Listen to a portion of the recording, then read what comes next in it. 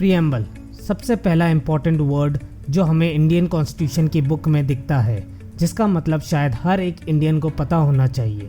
तो चलिए आज इस वीडियो में डिटेल में डिस्कस करते हैं अपने इंडियन कॉन्स्टिट्यूशन के प्रीएम्बल को। So let's begin. सबसे पहले ये समझते हैं कि प्रीएम्बल यानी प्रस्तावना वर्ड का मतलब होता क्या है। प्रीएम्बल मतलब एन इंट्रोडक्शन। इन लॉ इसका मतलब होता है किसी भी स्टैच्यू और डीड का एक इंट्रोडक्शन जो उसके पर्पस, एम्स एंड जस्टिफिकेशंस बताए। इसी से अपने इंडियन कॉन्स्टिट्यूशन के प्रीएम्बल का मतलब निकलता है, जो है preamble to the constitution of India is a brief introductory statement that sets out the guiding purpose and principles of the constitution. यानी कि प्रीएम्बल इंडियन कॉन्स्टिट्यूशन का वो इंट्रोडक्टरी स्टेटमेंट है जो ये बताता है कि कॉन्स्टिट्यूशन के क्या गाइडिंग पर्पस हैं एंड क्या उसके बेसिक ऑब्जेक्टिव्स एंड प्रिंसिपल्स हैं। साथ ही ये भी रिफ्लेक्ट करता है कि कॉन्स्टिट्यूशन बनाने वाले लोगों के क्या मोटिव्स एंड एस्पिरेशंस थे कॉन्स्टिट्यूशन को लेके। प्रीएम्बल 26 नवंबर 1949 को अडॉप्ट एंड एनैक्ट हो गया था, जबकि 26 जनवरी 1950 को प्रीएम्बल इन्फोर्समेंट में आया था और इसी डेट पर इंडिया में फर्स्ट रिपब्लिक डे बनाया गया था। नाउ प्रीएम्बल को वर्ड टू वर्ड समझने से पहले उसके बेसिक टर्म्स को समझते हैं जिनसे प्रीएम्बल बना है। सोवरीन, खुद के शासक होना। इंडिया के लोगों को उनके खुद के डिसीजन लेने का कंप्लीट राइट है एंड साथ ही कोई एक्सटर्नल पावर हमें डिक्टेट या इन्फ्लुएंस नहीं कर सकती। People of India have the supreme right of making decisions internally as well as externally. No external power can influence and direct us. Socialist, society के अकॉर्डिंग। इसका मतलब जो है सोसाइटी का है एंड सोसाइटी को ही मिलेगा, यानी कि सारी वेल्थ जो जनरेट होती है वो अल्टीमेटली सोसाइटी को ही बिलोंग करती है। Wealth is generated socially and should be divided equally between the people of the society. Secular, धर्मनिरपेक्ष, जो किसी भी एक धर्म से जुड़ा हुआ ना हो। यानी कि सिटीजन को इंडिया में कंप्लीट फ्रीडम है कोई भी धर्म या रिलीजन को फॉलो करने की, क्योंकि इंडिया इटसेल्फ का कोई ऑफिशियल रिलीजन नहीं है। The citizen of India has complete freedom to follow any religion. There is no official religion of the country and government will treat all religious practices and people with equal respect. Democratic, लोकतांत्रिक, यानी कि लोगों के पास ये political power है कि वो अपने रूलर्स को खुद इलेक्ट कर सकते हैं एंड उनके लीडरशिप को जज भी कर सकते हैं। A form of government where people enjoy equal political rights to elect their rulers and hold them accountable for their leadership and governance. Simply, no dictatorship. Republic, गणतंत्र, जहाँ के लोग अपने रिप्रेजेंटेटिव को इलेक्ट करते हैं एंड जहाँ हेरिडिटरी के बेसिस पर राज्य नहीं मिलता। The head of the country or state is an elected personnel. They are not inherit the governance by hereditary. It means no room for hereditary ruler or monarch. Justice, न्याय, किसी भी citizen के साथ caste, religion और gender के basis पे भेदभाव या डिस्क्रिमिनेशन नहीं किया जाएगा। Citizen can not be discriminated on the basis of caste, religion और gender. Social inequalities should be reduced. Government should work to uplift the people of the state, specially the disadvantage groups.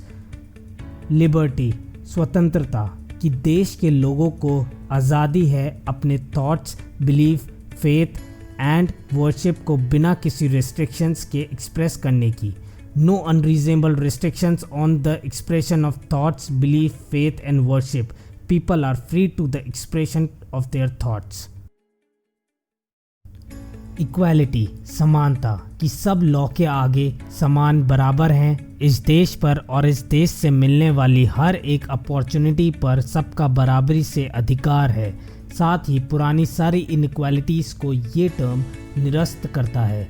All are equal before law, previous social inequalities are discontinued, equal opportunities for all should be created. Fraternity, भ्रातृत्व, इस देश के सारे लोग एक family के सदस्य हैं और सभी को एक दूसरे से फ्रेंडशिप एंड म्यूचुअल सपोर्ट के साथ रहना है। Everyone should behave as a member of the same family and should live with friendship and mutual support within a group. Now अब समझते हैं वर्ड टू वर्ड प्रीएम्बल को। We the people of India, इसका मतलब है कि power ultimately इस देश के लोगों के हाथ में है और ये कॉन्स्टिट्यूशन लोगों के द्वारा ही बनाया गया है through their representatives, having solemnly resolved to constitute India into a कि साथ मिलकर इंडिया को कॉन्स्टिट्यूट करते हैं कि इंडिया एक सोवरेन यानी कि इस देश की जनता खुद की शासक है और कोई इस कंट्री को एक्सटर्नली मैनेज नहीं कर सकता। सोशलिस्ट ये टर्म 42nd अमेंडमेंट जो 1976 में हुआ था तब ऐड करी गई थी, यानी कि जो भी है सोसाइटी का है एंड जो भी होगा सिर्फ सोसाइटी के वेलफेयर के लिए ही किया जाएगा। सेक्युलर ये टर्म भी 42nd अमेंडमेंट में ऐड करी गई थी। देश का कोई एक धर्म नहीं है एंड इंडिया सारे धर्मों को समान रूप से मानता है। आर्टिकल 25 to 28 ऑफ कॉन्स्टिट्यूशन में फंडामेंटल राइट दिया हुआ है जो है right to freedom of religion, जो हर सिटीजन को अपना रिलीजन चूज करके उसके साथ जीने का अधिकार देता है। डेमोक्रेटिक यानी कि देश में लोकतंत्र है, लोगों को पूर्ण अधिकार है अपने रिप्रेजेंटेटिव चूज करने का और उन रिप्रेजेंटेटिव को सिर्फ और सिर्फ सोसाइटी के वेलफेयर के लिए जिम्मेदार ठहराने का। रिपब्लिक जहां लोगों के पास सुप्रीम पावर है अपने रिप्रेजेंटेटिव एंड अपने हेड ऑफ द स्टेट को इलेक्ट करने का और जहां सिर्फ हेरिडिटरी के बेसिस पर किसी को देश का गवर्नेंस नहीं मिलता, यानी कि ऐसा नहीं होगा कि राजा का बेटा ही राजा बनेगा, जो लोग चाहेंगे और जो काबिल होगा वो देश चलाएगा। Justice social, economic and political किसी भी सिटीजन के साथ कास्ट, रिलीजन और जेंडर के बेसिस पर डिस्क्रिमिनेशन नहीं किया जाएगा। सोशल इनइक्वालिटीज़ को दूर किया जाएगा। गवर्नमेंट के द्वारा डिसएडवांटेज ग्रुप्स को ऊपर उठाया जाएगा। हर सिटीजन को socially, economically and politically equally देखा जाएगा और न्याय मिलेगा।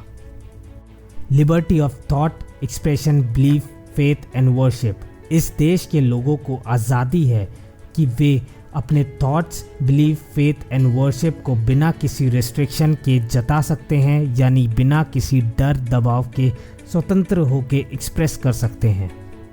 Equality of status and opportunity कि सब लॉ के आगे समान बराबर हैं इस देश पर और इस देश से मिलने वाली हर एक अपॉर्चुनिटी पर सबका बराबरी से अधिकार है।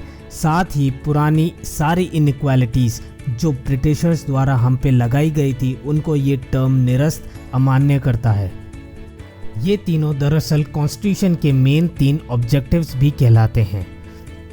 एंड प्रमोट देम ऑल और प्रमोट करते हैं paternity, assuring the dignity of the individual and the unity and integrity of the nation, यानी कि इस देश के हर नागरिक की ये डिग्निटी है एंड एक आइडेंटिटी है जिसको हर एक इंडिविजुअल को रिस्पेक्ट करना है एंड यूनिटी के साथ रहना है। ये term integrity, socialism and secularism के साथ 42nd अमेंडमेंट में ऐड किया गया था, जो फ्रेटर्निटी टर्म के मतलब के साथ ये भी बताता है कि हम सब एक फैमिली हैं, the state of being whole and undivided. अब कुछ इंपॉर्टेंट क्वेश्चंस जो रिलेटेड हैं प्रीएम्बल से। क्या प्रीएम्बल अमेंडेबल है? So the answer is yes, preamble amendable है एंड आज तक सिर्फ एक बार अमेंड हुआ है इन 1976, जो 42nd अमेंडमेंट था कॉन्स्टिट्यूशन का एंड इसमें term socialism, secularism and integrity add हुए थे। प्रीएम्बल का पर्पस क्या है? प्रीएम्बल के 2 मेन पर्पस हैं। फर्स्ट, ये वो सोर्स बताता है जहाँ से कॉन्स्टिट्यूशन की अथॉरिटी डिराइव होती है, यानी कि कॉन्स्टिट्यूशन का मेन महत्व क्या है वो पता चलता है, जो इन टर्म्स में है sovereign, socialist, secular, democratic and Republic. Second, ये बताता है कि कॉन्स्टिट्यूशन के मेन ऑब्जेक्टिव्स क्या हैं, जो हैं justice, social, economical and political, liberty of thoughts, expression, belief, faith and worship, and equality of status and opportunity. सो ये था complete preamble in detail. Like and share करें अगर आपको ये वीडियो पसंद आई हो। कमेंट करके बताएं कि आपके क्या थॉट्स हैं अपने प्रियम्बल के बारे में। सब्सक्राइब करके बेल आइकन ज़रूर दबाएं। मैं ऐसी ही नॉलेजेबल एंड लॉ से रिलेटेड वीडियोस डालता रहता हूँ जिससे आप अपडेटेड रहेंगे। And at last, thanks for watching.